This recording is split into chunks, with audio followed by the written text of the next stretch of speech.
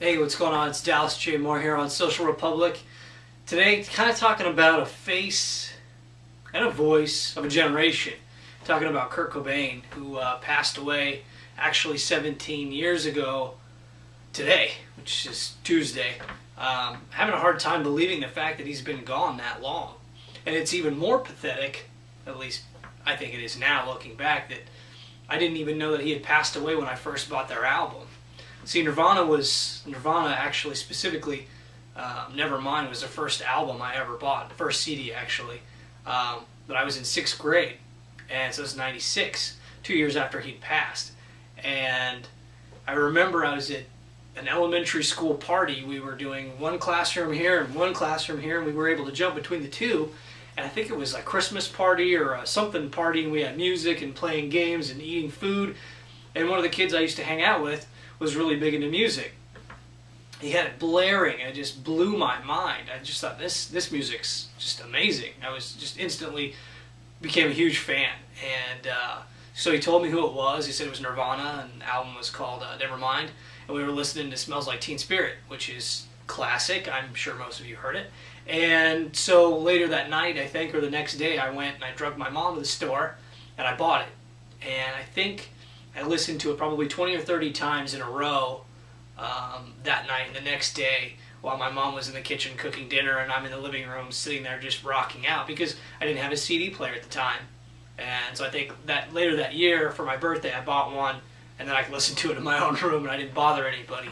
But it was interesting because I wasn't of a generation that really was 16 and 20 and 25 that were seeing Nirvana and those types of Seattle grunge 90s music that has had such a dramatic impact on that generation.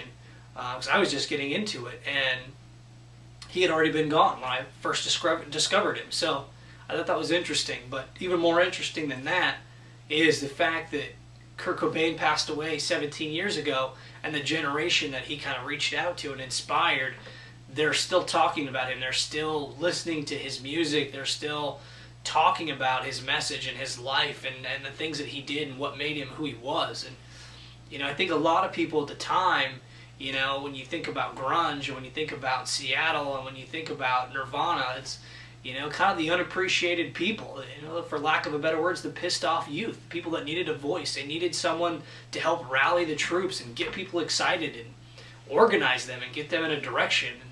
I hope that doesn't sound cult-like, because that's not what I mean, but, you know, you think of Martin Luther King, you know, really got people organized and moving, and, you know, Malcolm X did the same thing, and we have all these other people throughout history that have done that. And at the time, there was a lot of people that needed someone like Kurt Cobain to really kind of let them know that they weren't alone, and it was okay to be upset. It was okay to write about it. It was okay to share those feelings and be angry and be creative and have emotion. And I think that a lot of people really identified with that. But it's interesting because that generation, my generation, the generation below me, the generation below them, they're just now discovering some of this music and some of this great talent that was lost at such a young age.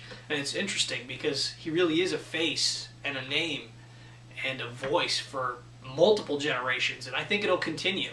I hope it continues. I think he was one of those people that a lot of people wanted to be like. I know I did. I started playing guitar about a year after I bought the album and decided, that's it, I'm going to be a rock star. That's what I want to do.